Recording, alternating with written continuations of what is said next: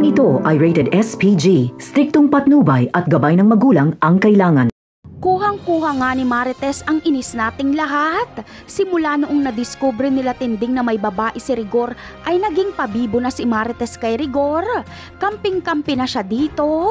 Isusumbong niya naman kay Rigor na may nakita daw umano si Tinding na lalaki na pumasok sa kanilang bahay at nag-iwan ng pera. Sa galit ni Rigor ay muli na naman silang nagkasagutan ni Tinding.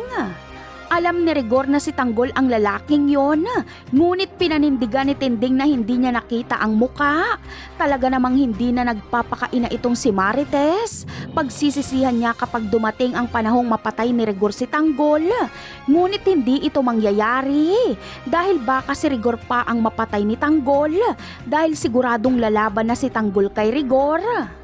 Sa kabilang banda naman ay wala nang bilib si Don Julio kay Ramon, kaya sila ng impostor niyang apo ang magpapatuloy sa kanilang negosyo.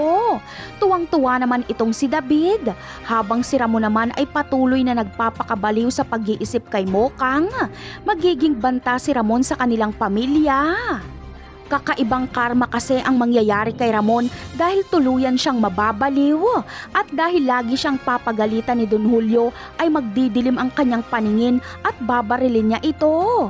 Sariling ama ay totodasin ni Ramon.